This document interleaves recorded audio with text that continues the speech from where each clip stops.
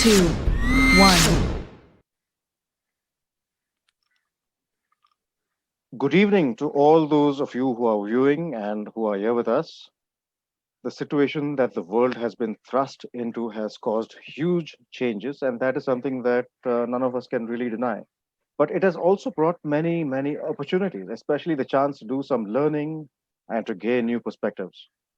No greater are these opportunities than for students who are looking out to gain a foothold or an understanding of subjects, topics, processes, and approaches, and an understanding of the path forward. It is with this in mind that we bring you the Objective Students Career Conclave 2020 by HP and Intel in association with Better Photography. In the sessions ahead, until September 3rd, the Objective Students Career Conclave will be covering a large number and a large variety of topics, and not only about photography, but on everything from writing books to having a great on screen presence. Today's session promises to be very illuminating, especially because this is exactly what the main speaker is going to be talking about today, a great on screen presence. Sohini Dutt is going to be talking about camera etiquette in an on screen world. Sohini is an associate executive producer and anchor at CNBC TV 18. But before we have Sohini address the audience, we have a short presentation for you from HP. Once again, thank you for being with us.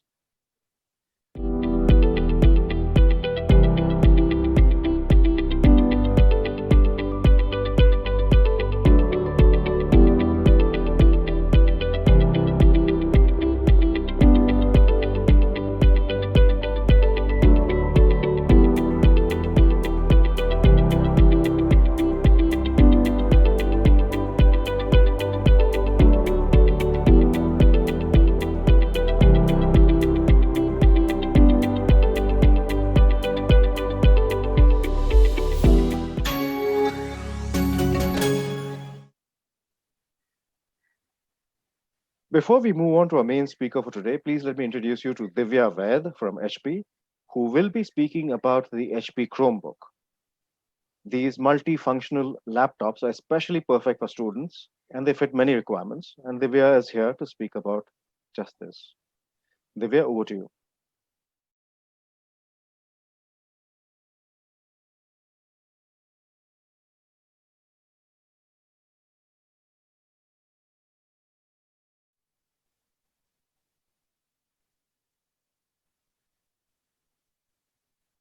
Divya, you're on mute. I'm sorry. Thank you, Madhavan. Good evening, everyone. Welcome to this session. I hope all of you are doing well by maintaining social distancing and keeping yourself safe and healthy. My name is Divya Vaid. I feel we all have a better understanding how technology is an enabler, how it helps you gain education as well explore your creativity. So let me just make you go through some features of Chromebook which can be really useful for study or work during these times. Now, what is a Chromebook and why is it important? A Chromebook is a laptop which is based only on Google operating system. To all those who don't wish to go for Windows and just keep it simple to a browser, choose a Chromebook where it makes work much more easy because of its five major USPs like speed, security, simplicity, shareable, smart. Let's start with speed.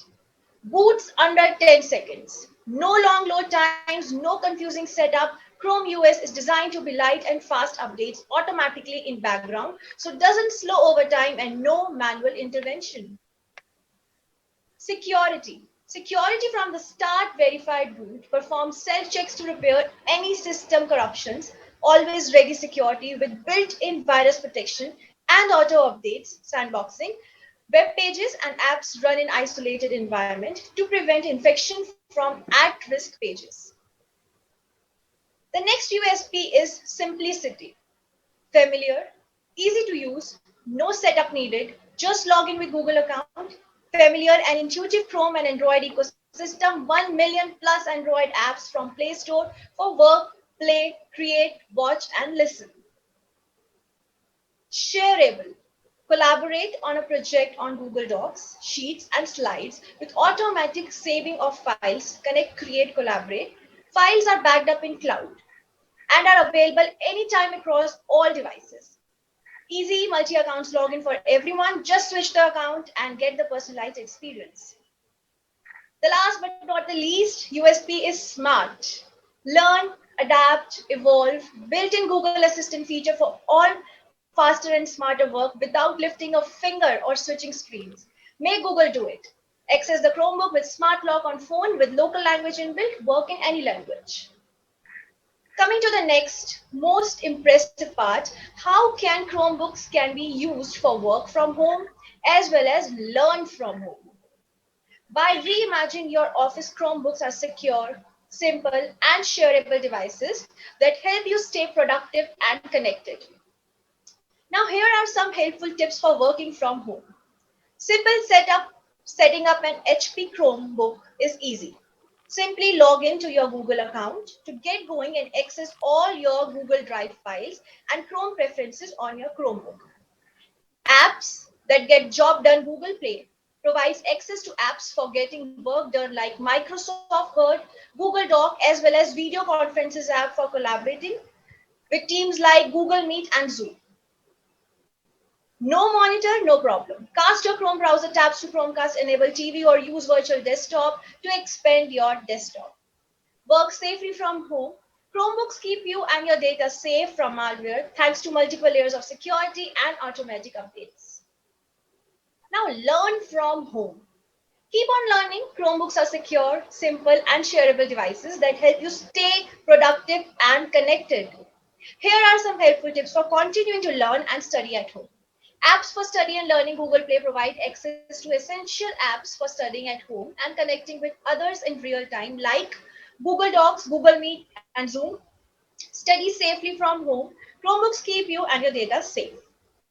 Now, why Chromebooks are special for students?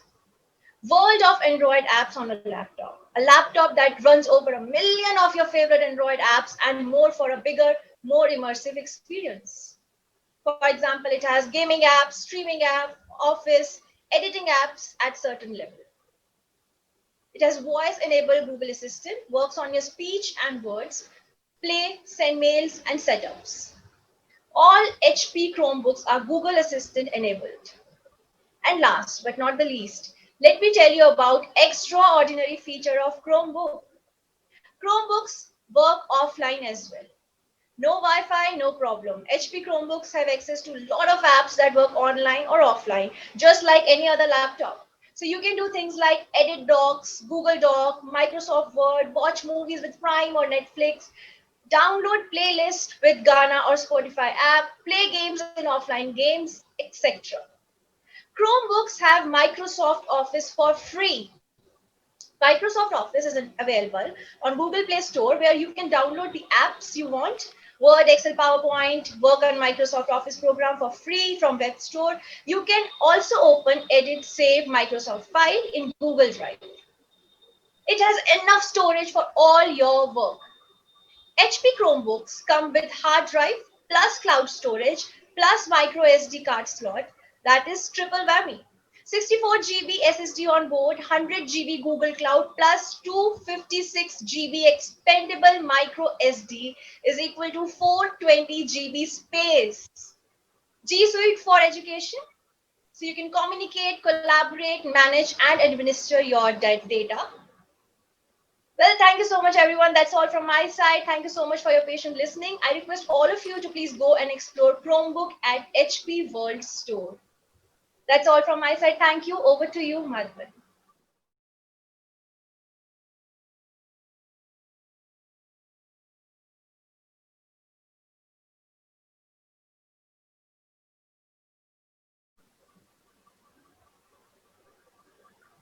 Thank you, Divya, for detailing out the many features of the HP Chromebook for all of us. I think that we can all agree that the world is more on screen now than ever before, and that we are all in front of the camera more than ever. In this webinar, Suhini's topic is camera etiquette in an on screen world. As a producer with one of India's top ranking channels, appearances are important in front of the camera. She speaks about what to wear indoors and outdoors and what to avoid wearing based on location and lighting. She also talks about framing, backgrounds, lighting, camera work, and eye contact. And most importantly, she talks about on speech, delivery, voice modulation, and clarity. A little about Suhini Dutt. Suhini Dutt is a media professional with over 10 years of work experience in the field of visual communications. Her journey into the field of media started as an intern and later as a freelancer for the Times of India while pursuing her BMM degree. She cemented her foundations with a degree from SIMC, which is the Symbiosis Institute of Media and Communication, Pune, following which she joined CNBC TV 18 to work on one of the most dynamic shows on the channel featuring automobiles called Overdrive. Today, in addition to hosting and producing the show, Suhani also hosts Overdrive digital show that streams live across various social media platforms. She spends most of her working hours behind or in front of the camera. Thank you so much for joining us today, Suhani. The stage is yours.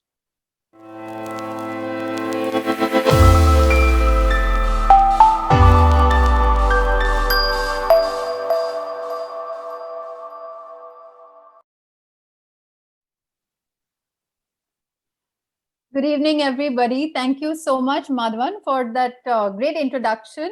Thank you so much from everyone at HP and Intel for inviting me today to address our young audience.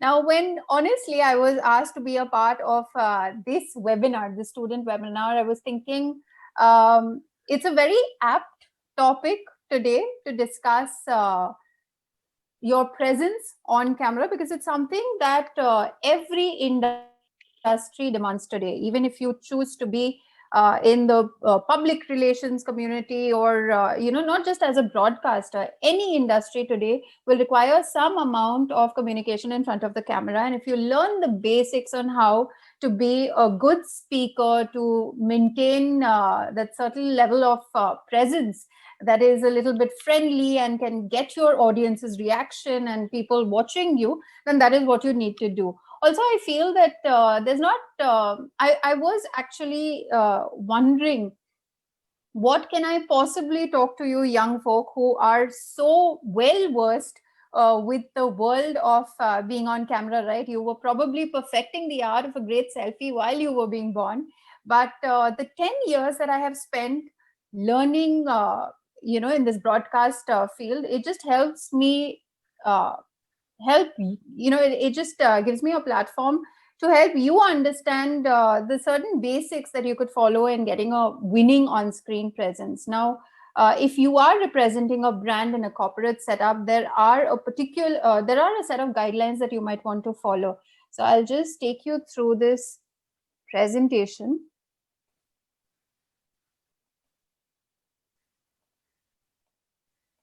Hold on just a sec.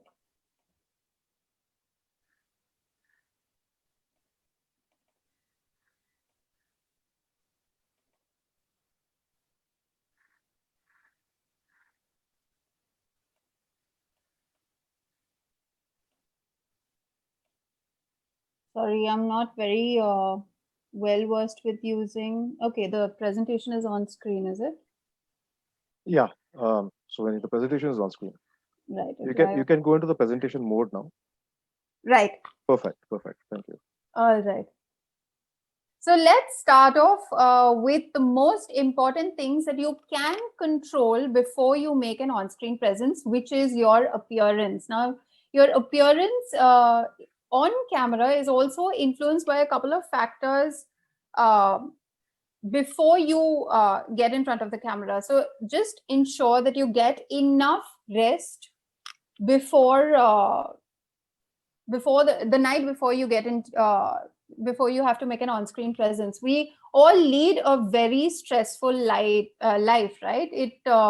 Every morning you wake up and the first thing you end up doing is taking your cell phone, you check Twitter, you check Instagram, then you're bombarded with a lot of information in terms of the websites that you're seeing. And I know that 12 hours is not enough in a day, especially even now, even though we have the pandemic, work seems to have increased.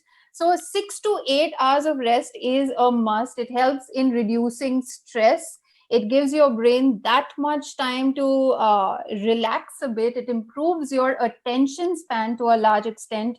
Concentration is extremely important on the day that you want to face the camera. There are so many distractions when you go out on the street. I'm particularly talking about outdoors because the show that we produce is always outdoors, and you might just have discovered the best lane. It might be a lane which has hardly any people out there, but the moment you go to deliver your take, you will see that there will be some rickshaw coming into your frame. There will be birds chirping like crazy. So these are things that you can control if you're well rested and you're calm. And of course, it also helps in elevating your mood, because you can't be grumpy and frowning just before you want to be on camera. You want to be a lot more calmer.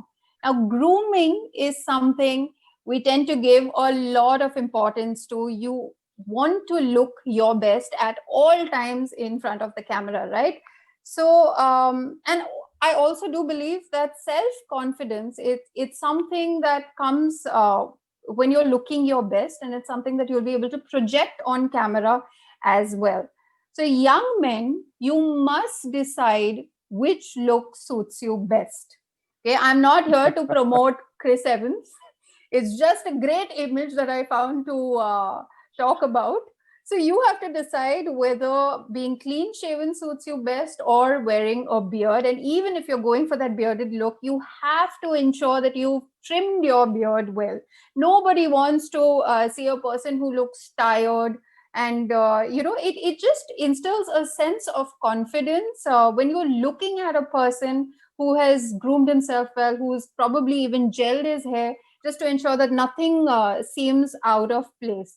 So as I mentioned, there's no middle ground when it comes to broadcasting. You will never find a newscaster who's come into the studio wearing his suit or a formal attire, and he's sporting just a little bit of stubble. That just tends to look very casual. So try to look your sharpest and try to look your smartest. Now, when we are outdoors, I'll just play a clip of my anchors. Now, these are my CNBC TV ATN anchors. This is one who tends to clean up pretty well, and he'll always wear gel, because when we are outdoors, we start shooting very early in the morning at 7 o'clock in the morning. This is my second anchor, Rohit Paratkar, who always wears a beard, and it's also very sharp. It's also very well trimmed at all times. This is important because when you start your shoot first thing in the morning at 7 o'clock, and that is the look that will continue till 4 p.m., and you don't want to look out of place. In the outdoor setting, the sun tends to take its toll on your face as well as your hair. It tends to get oily, it tends to get messed up when there's breeze, especially now with the rain. So the least you can probably do is gel your hair before you head out on an outdoor shoot. For ladies, I don't think it takes a lot to convince most of us to wear makeup. It really does wonders. It's definitely a magic tool. It's not just to look good, but it's also used to give a very balanced look on screen, right? So here I have Gal Gadot. Again, I'm not promoting Hollywood. It's just a great image that I found where on the right-hand side, you can see that she's not wearing any makeup. And even though she's a very beautiful woman, the thing is that your camera lens tends to pick on certain of your features which you might not want to highlight. You might want to have a very even and a clean look. Same here with Natalie Portman. What makeup tends to do is it balances out your face, it evens it out so that you look a lot more cleaner. And it covers all the blemishes, and if you have pimples or stuff like that. What we tend to do is, even for outdoor shoots, try to get a compact or a under eye concealer which works best for your skin. Always keep a palette of eyeshadow, probably nude shades, not loud ones, and an eyeliner and a mascara, so that you can, it helps in popping your eye out a bit. You don't want to look tired. You don't want this tends to happen to a lot of people generally. Also, when you go out and meet your friends and you're not really wearing any kajal, people tend to feel that you're looking sick. So just a little bit of makeup can do wonders. We also, for television, we end up using light shades of lipstick like pinks and mauves. They tend to highlight your face a lot. So don't rule out using makeup. It's not just to look good, it's also to give a pale skin. Sometimes you tend to have a pale complexion, and by default, you might have bags under your eyes. So just to even that out and to cover all of those, issues, it's always best to keep some makeup in handy. Remember, nobody wants to see a puffy-eyed anchor telling you, how to go about your day. You just need to look fresh, and sometimes that's what makeup does. So yes, just to reiterate the fact, all your favorite hosts on television, on YouTube, starting from Trevor Noah to John Oliver to Graham Norton, James Corden, all of them wear makeup and are sharply dressed. Coming to the dress part as well, what is it that you should choose to wear? Now, of course, this depends on the event, the formal setting. If it is a formal setting, you can't go wrong with jackets. You should always choose solid colors. At least that's what is preferable. For television, you don't want to go for loud prints. You don't want to go for thin stripes. I'll give you an example. Something like this, right? If I could just... These stripes tend to interfere with the balance of your frame. They lead to something called jitter, which will create a little bit of imbalance in your frame, and that's not what you really want. We also tend to stay away from big block prints, right? Prints like these or extremely multicolored prints, they don't really go well on television. So it's always better to use block colors, well-fitted clothes, and always ironed clothes. You don't want to look crumpled and not fresh on camera. The stress is always on well-fitted. You shouldn't be wearing something which is too tight that you can't breathe. You should have enough room to be able to move freely while you're talking, because if you're wearing something which makes you uncomfortable, it translates extremely badly on screen. And people who are viewing you will be able to tell so that you're uncomfortable. Similarly, do not wear something which is extremely loose and looks baggy, because that tends to be unflattering on screen, and it just visually doesn't balance out very well. But yes, you should be comfortable, and same with footwear. So now here are a couple of images of my anchors. This is them in formal as well as semi-formal attire. As a corporate, you have to figure out what is the brand that you're trying to promote, right? So your attire has to be according to that. Here you see in the second image, my anchor Rohit is wearing semi-casual shoes. It's also because of the nature of our job. If you are going to be outdoors, you cannot be wearing formal shoes to drive, right? You need to wear something which is comfortable, which will help you drive comfortably. So that is what his shoe indicates here as well. We also try to stay away from colors like white, because usually that doesn't go well with a background. White is usually used as a color to balance your entire frame, and sometimes what it can do is it can make the other people in the frame, if there are two people in the frame, look a little darker. So you always have to choose. You can choose light colors. You can use light blue, gray. And if you're wearing a white shirt, then you have to ensure that you're wearing a jacket which will contrast it. For women as well, like I said, block colors are the absolute best. And if you could carry off a purple outfit, that's a managing editor of my channel. She's a very famous journalist, Shireen Bhan. She has a personality that speaks for herself. So basically, she can carry off that kind of color. If you're confident enough, but it's a block print again. It's not, you don't have prints on it. It's just a block color. So also remember, the material that you're wearing is extremely important. If you're shooting outdoors, you want to wear something which will absorb heat, in case you are the kind who tends to sweat a lot. And in our country, I don't think there's anybody who doesn't sweat. So you want to wear absorbent material, probably cotton most of the times. And yeah, so in terms of shoes, I come back to shoes once again, because in this particular photograph, my anchor is, this was a photograph taken from a motor show.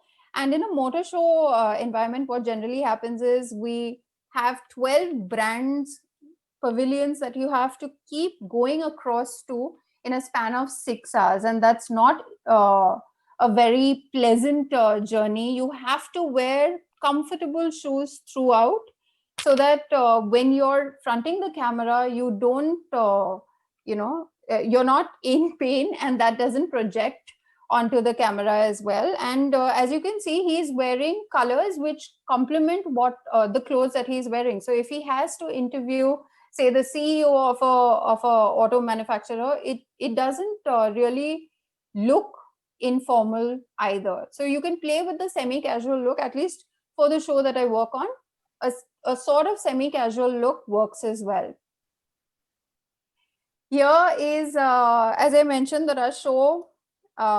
It depends on the product that you are trying to promote. And here, my anchor is wearing shorts and he's wearing Quechua shoes. That's because he's sitting on a Jeep, and it requires you to be off-road and get down where it's mucky. So this is also very apt for the kind of show that you are trying to promote. But remember, if you're wearing a t-shirt also, you should not have a lot of branding. You don't want to have a lot of design or any kind of loud print on it. You want to keep it as minimalistic as possible. Even if you're wearing checks, it's always advisable to wear big checks rather than the small pinstriped ones, so that it doesn't interfere with your frame.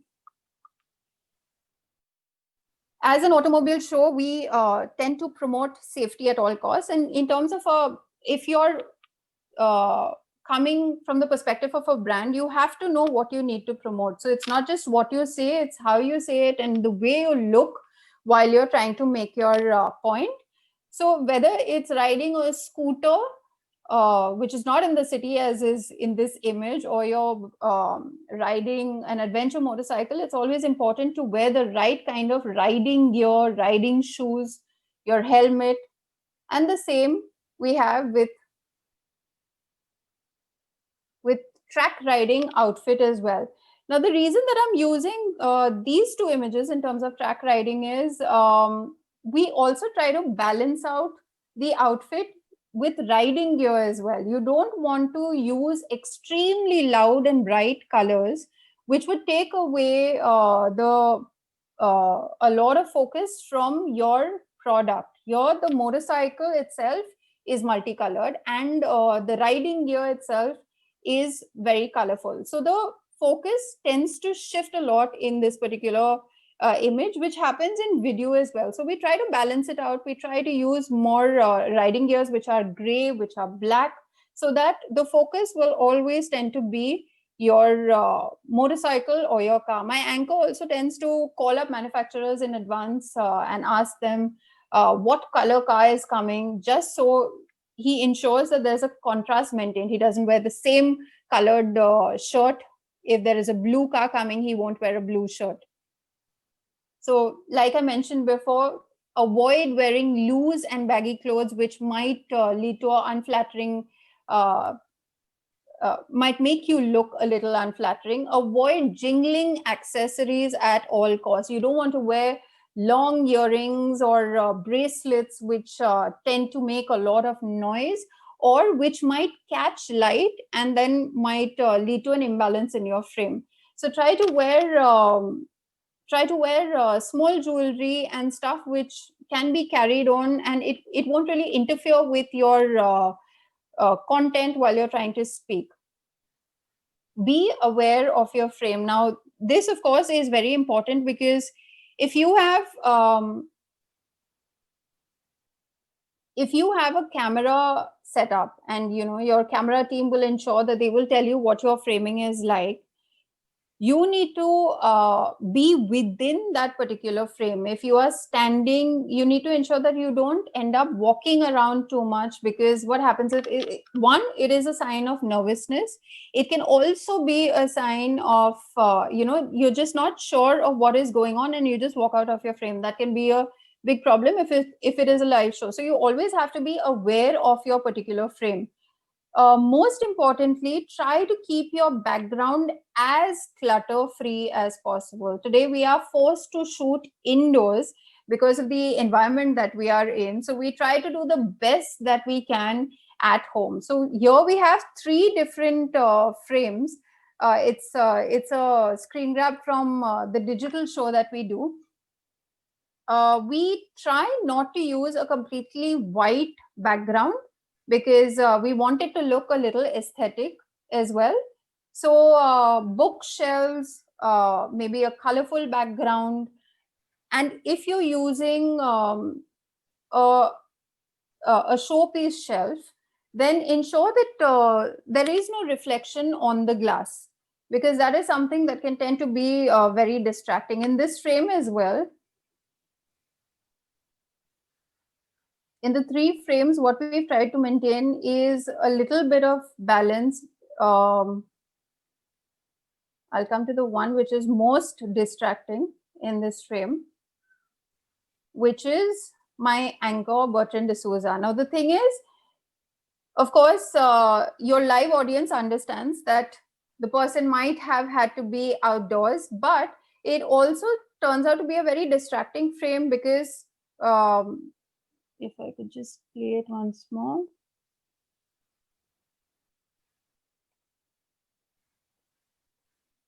If your focus keeps shifting from the camera to whoever's coming right next to you, that is that focus tends to move away from the content that you're trying to get across as well. So try to ensure that you're in one place. Even if you're in a car, you should try and park on the other side of the road, so that there is no background movement as such. This, I think, is extremely important, especially if you're shooting indoors, because nowadays what tends to happen, a lot of people join conversations on their cell phone, on iPads, on laptops, but they don't really have a table that supports the height that you want it to be at, like this particular video clip that we have. Now, you don't really want to have a very unflattering angle. You don't want to look down at your audience. In fact, in this particular frame, the guest doesn't even tend to look down, because it takes a lot of effort to keep looking down and talking to people. So you have to ensure that you're at an elevated height, the lens is at eye level, and then it doesn't look very monotonous. You cannot be looking here and there and trying to get your point across, because people will just lose interest in a matter of seconds. Same with lighting. It's very important to maintain uniformity. If you're shooting during the day, ensure that you have probably if you have a window right in front of you, it really helps to sit in front of a window to let that natural light in, because it tends to give you a clearer and a more flattering appearance. Never sit against against the natural light, because that will create a silhouette and you don't want to create a shadow of yourself in front of the camera. It's the same when it comes to evening lighting as well. It's better to avoid top light because that creates a certain amount of shadow on your face.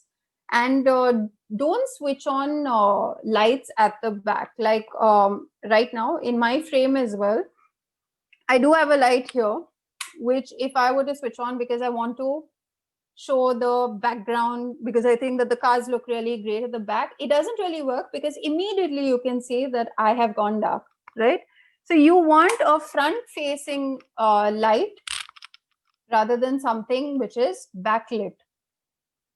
When you're shooting outdoors, it's best to shoot first thing in the morning, sometime between 6:30, actually 6:30 to 9 o'clock is perfect light. It's not too harsh. Even when you're delivering your piece to cameras, you're at the best, you're not very you're not bothered by the harshness, and it's not too hot to deliver, and it looks perfect on frame. You can play around with the color correction in the post-production as well.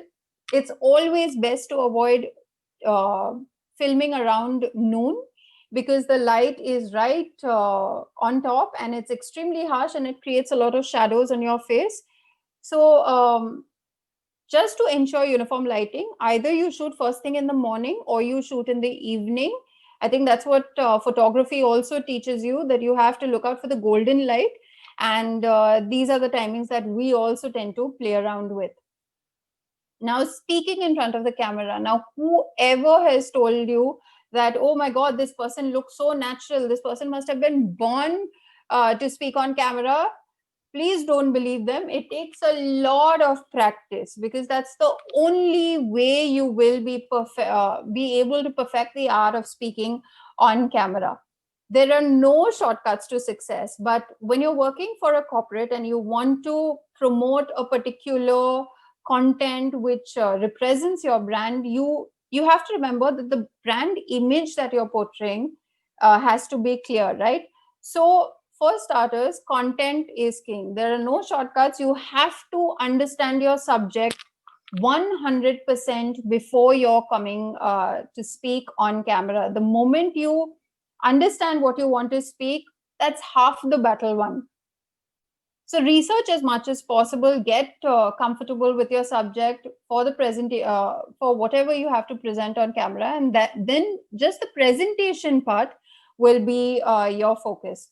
Also, what I feel is a key ingredient of being good on camera is to treat your lens like your friend. You have to be very conversational with it. You cannot just come on camera and memorize stuff and just read it out there, or just speak without any amount of enthusiasm, because that is something that you convey to your audience.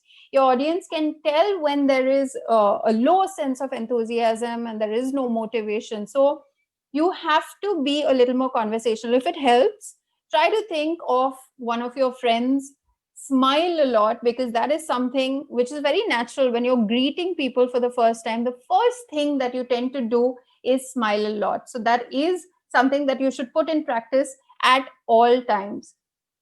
Also, okay, this is another point that you should consider. We do tend to go around with scripts because it helps us channelize what we want to speak about, but it's not a great idea to memorize your lines, because what tends to happen is if you forget a particular line, then you tend to fumble a lot and you lose your train of thought. So it's always better to jot down a couple of points of what you want to speak. Anyway, if you've done your research, you would have your background in place. You would know what you want to speak about. So it's always better to make a handful of notes rather than keep a script in place. Also, in case you aren't very comfortable, and a lot of people tend to use the teleprompter app, which you can download to get familiar with the camera. But what you need to ensure when you're using the teleprompter app is that it goes at a slow pace. You need to emote when you're speaking. You need to have that kind of throw that allows you enough time to stress on certain words and to get your point across. So it's, firstly, if you plan to have your script in place, it's always important to even jot down points and rely on that. You should also enunciate. Enunciate is very important. A lot of us as Indians, what I realized earlier in my career is that we speak extremely fast. And a lot of the miscommunication happens because we eat up a lot of our words. So you need to practice enunciation. That might need some practice. You should set aside at least half an hour every day. First thing in the morning, probably read something out of a digital newspaper, record yourself and play back. You will see whether you're low on energy or you're speaking too fast. You have to you have to jot down pointers into where you think that the appropriate pauses are required, where you need to end your sentences, how you need to project the way you speak so that a question sounds like a question and not like an exclamation mark. All of these things only come with practice. There are no shortcuts for it. You could also ask your friends and family to review these video clips and give you certain pointers, because that's the best way to get into the habit of being in front of a camera, to get comfortable. A lot of people are very uncomfortable looking at themselves on screen. It feels a little awkward because the image that you have of yourself when you look at yourself on screen, that's not really you think that you're a very energetic person, but that really doesn't translate onto camera. But this will only come with time, will only come with practice. So once you master the rhythm of speech, work on adding a bit of expression to what you have to say, because nobody wants to listen to a monotonous speaker. You have to try and add in a little bit of emotion to what you have to say. If you aren't excited about the subject matter, how do you expect your audience to be excited about that particular matter, right? Also, there is a way to project enthusiasm, which is speaking 2 notches louder than you normally would. The camera is great at sensing low energy. So it's always better to speak a little louder to get your point across. What you honestly need to remember is that nobody is perfect. Everybody that you see on screen has taken a very long time to practice and to understand what they want to say. So that is it. And even if it is a live event, and if you tend to mess up, you have to remember that you should smile, you can apologize, and you just move on, because an audience tends to connect with you when they see certain goof ups. It's not the audience has a very short span of attention. So remember, you should smile your way through most of it. Don't take yourself too seriously. Now, here is a video clip of how practice has helped me progress over a period. Oh, sorry, actually, this is a video clip of an anchor who speaks too quickly, but he has a very big fan following in terms of two-wheelers. So he's a kind of an anomaly, but you have to try to pace your speech a little. So here's.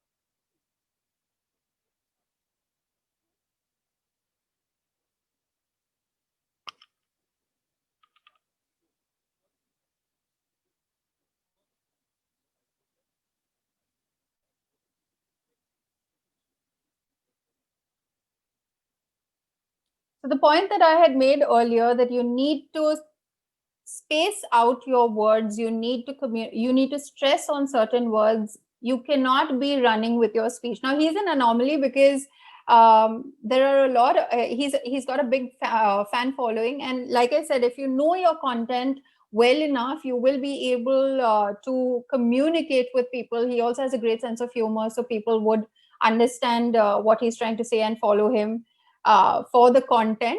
But you need to pace out your words. You cannot be running at a very fast pace, and it would lead to miscommunication and misinterpretation. And if you're watching a video, you might just be lost completely to it. Modulate, like I've mentioned. And this is a particular clip just to give you an idea of the progression of how I started off without understanding. Like, it was just about trying to get the information across with a little bit of nervousness, and how over time, with practice, with calming my nerves, and studying other anchors, and looking at other videos, how the progression has happened.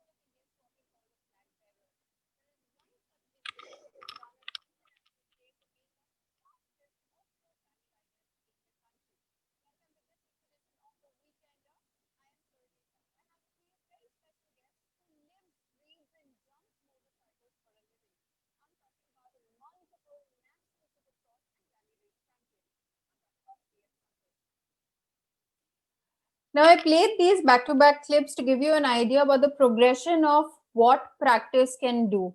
In the first clip, you can see that it sounds in a very sing-song manner of presenting. Nervousness shows on the face, absolutely not comfortable with the camera. But with time, if you keep practicing and you keep smiling, anything is possible. So that confidence springs from practice by the end of it. Also, try to maintain a good posture. With ladies, it's always advisable to wear block heels or platform heels, because that helps you maintain a good posture. It'll help you walk a little slowly and smartly. You don't want to walk too fast and lose your train of thought and stuff like that. And finally, I'd like to give you a tip. In case you're interviewing somebody, it's always best to start with a little bit of with something good to say about your you'd want to start with a certain phrase. You'd want to form a sort of connect with your guest before you start an interview. It always sets a good tone. And also, when you're interviewing someone, don't look left or right, or don't look down into your phone. Don't make pointers, because it tends to show a little bit of disinterest. And if you are disinterested in the interview, then the guest will get that impression, and that portrays very badly into an interview. Now, on prime time television, this is very common. You end up seeing a lot of sorry, I'll just stop sharing the screen. So on primetime television, you end up seeing a lot of people on multiple screens, and when they feel that nobody is talking to them, they just happen to glance at their phone, or they happen to look elsewhere, or they take a phone call, and all those things are visible on screen. So you have to be absolutely careful about what you're projecting on screen. You have to always be careful when you're in front of the camera. I think those are all the tips that I had. I hope it's been a little helpful to all of you. Over to you, Madhavan.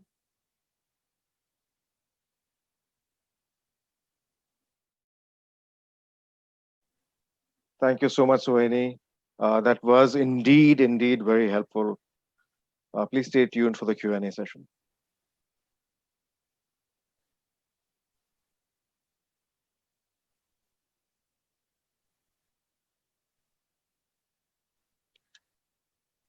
Thank you, Sohini. That was like a tiny little crash course, on getting things right. And as a photographer, I can tell you that I have learned something from here. It's something which I think a lot of photographers and not just all of us can actually learn from. Thank you so much for that. So we have very little time left. So for the first, I'm just going to rush through the questions. For the first question that we have is, what are some of the most common issues that you've faced as a camera anchor with regard to this? Most Common issues, the common issues that you faced, uh, common problems. distractions and how you have to deal with distractions, especially I have trained a lot of anchors in these past 10 years as well, and one is distraction, and also the way they present, they turn out to be very monotonous, and they don't realize it, and low on energy. So it's something that you need to shake them up a lot and tell them that you have to project your voice. You cannot speak the way you normally do. You might feel that you're being enthusiastic, but that is not something that comes across on camera. So these are certain things that we've gone through in the couple of years. It's not so much as a question as much as it's a comment. It's a nice comment. I was always amazed that Hollywood actors make great speeches until I realized that they actually spoke quite little, maybe 30 or 40 words, except that it was done slowly and done well. So, like you said, enunciation. Absolutely. It's very important to know what you want to speak about and keep it crisp and clear. The more you talk, and that tends to happen a lot on our television channel as well. Sometimes you have your point in place, but you keep rambling. So that's when it's important to jot down your points so that you don't digress, and your the information that you're trying to disseminate doesn't get quashed in the bargain. Here's another question. Among everything, if you had to prioritize, for instance, if you had to prioritize between content, appearance, confidence, speech, enunciation, delivery, all these things that you actually spoke about, because it's very difficult to actually do everything perfect, correctly, from the get-go. So, what would you say would be the most important thing? Because we can't be good at everything. You have to capitalize on your strength.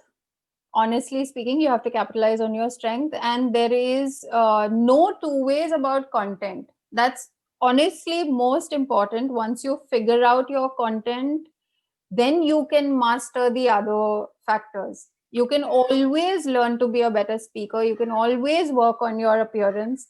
But if you don't know the subject matter that you're going to be speaking on, then it will not be a captivating visual for anybody. So you have to work on content. Absolutely. So, research along with content. Of course, if you research well enough, you automatically gain that level of confidence, and that shows. Yes. So, completely. Thank you, Swini. There's one more question. How does one get a lesson on sharp dressing, especially for Indian tones? Would you recommend a channel or a online show? What would you recommend if we have to learn about sharp dressing? Actually, everything that I've learned has been working within the channel with the wardrobe team. But I guess there are a lot of tutorials that you can watch on YouTube, because we have a lot of interesting. In fact, CNBC TV 18 has a style guide which we have on our channel on Facebook as well, and that's got great tips for anybody who's planning to be in front of the camera. It's not just for television, but for any kind of on-screen presence. So you might want to check that out. So that is Style Guide on CNBC TV 18. Yes. I think anybody who's viewing this can check that out. Style Guide on CNBC TV 18. That's a good one. So do you use a lot of professional gear? Does that make a big difference in how you appear? Professional gear in what sense? Because my anchors do in terms of the riding gear and riding jacket and helmet and No, stuff. in terms of the kind of the cameras and the lights and the lighting equipment and all of that. Does that make a big difference? I think the question here would be, how would one actually, how can one make do without that kind of equipment? Because not that kind of equipment is not actually available to most people. You'd be surprised that we use DSLRs for most of our television shoots. And they're not very high-tech camera. In fact, you can use a lot of your cell phones today, give you great quality video. You can use iPhones, we use a lot of slow-mo footage to make visuals look more appealing. So you can use a lot of your camera footage as well. Anyway, all of it is HD, right? So it makes you look pretty good. So DSLRs, if you can manage with that, that's a great asset to have. And Mics as well, in fact. Mics as well. You don't, in fact, the pandemic has taught me something, that I don't really need to rely on my mic. I just have my good headset. It's a Sennheiser one, and I use it for television as well. I just record everything on my phone and I send it to my editor. So basic equipment. That's amazing, because you just read my mind, because I was about to ask you a question on audio. You sound great. Right now, you were very clear, but a lot of people automatically don't appear clear because I think they are using their computer audio. So the question was something about audio. You were very clear, but a lot of people are not. Can you please comment? So that was the question. I think you just made your comment on that. Yeah, it's very important in terms of a video, because a lot of people figure out how to get the frame right and they figure out how to look nice. But if your audio quality is bad, then nobody will watch the video. There will be a lot of comments on, you need to be a lot more clear, you need to speak a lot more louder. So you have to get your basic microphone in place, or a good headphone. Right. One last question we shall take before we close the session, Sohini. So the question is that it's coming from someone who's asking about clothing. Sometimes good clothing gets very expensive. Would you have any suggestions on how to be on a budget?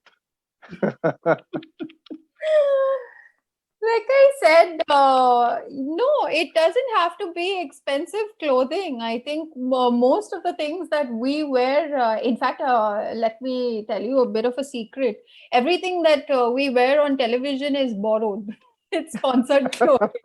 It's not things that we own, right? We just somehow get a barter deal and we look fabulous in them, and we are very grateful to everybody for that. But if you have to wear your own clothes as well, as long as they're solid colors and they're well ironed and they're in good quality, that's good enough. You don't really have to go for something which is extremely expensive. Very, very well answered questions, Sohini. Thank you so much. This concludes our Q&A session for this evening. Thank you.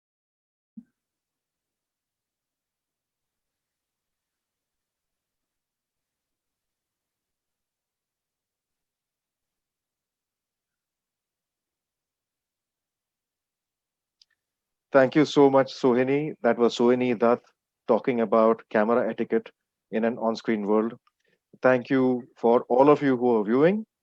A lot of students, and this was a lot for students to think about from your session with us today, Sohini. We don't often think about appearances of how and what we present in front of an audience, but it is so important. The fact is that it makes a huge difference, because the impression counts.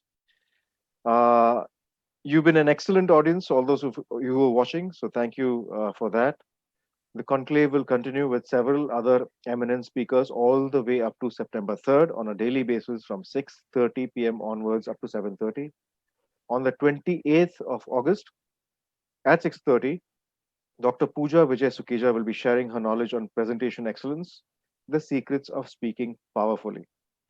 You can register for the webinar at pmglive.in/photo_microsite. I'll just repeat that. pmglive.in/photo_microsite. So this concludes our fifth session of the Objective Students Education Conclave 2020 by HP and Intel in association with Better Photography. And we have some more every day at 6:30 to 7:30 p.m. So do tune in. Thank you all for watching, and have a great evening ahead.